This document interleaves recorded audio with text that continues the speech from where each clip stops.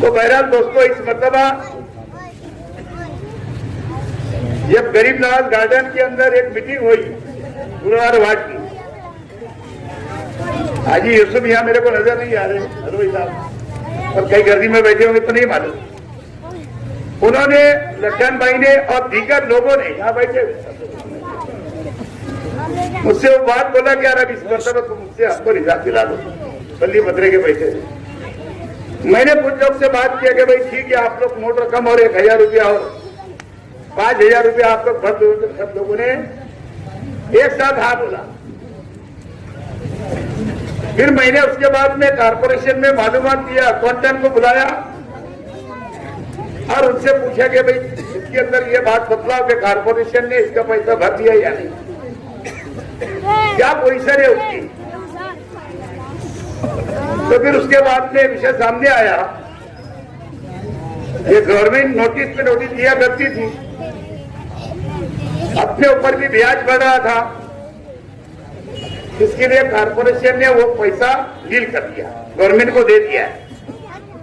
आज जो ये बल्ली पत्र का जो पैसा जिन लोगों के ऊपर है, लाभार्थी जिसको बोलते हैं मराठी में, ये उनसे वसूलना कारपोरेशन को,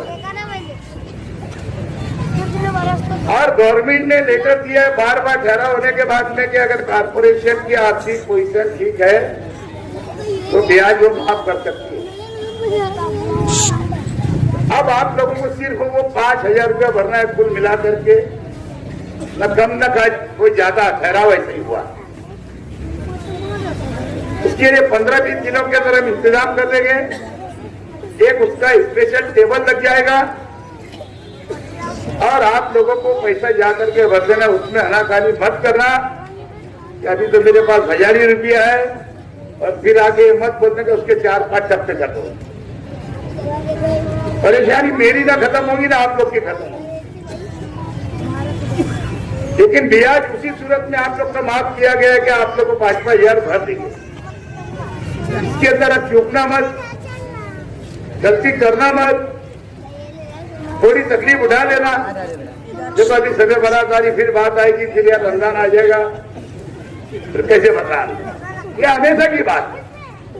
समय बारात हमेशा आती है, ईद हमेशा आएगी, बकरीद हमेशा आएगी, दिवाली हमेशा आएगी, अब परेशानी हमेशा रहने वाली है। साथ में इतना खराब किया लॉकडाउन का,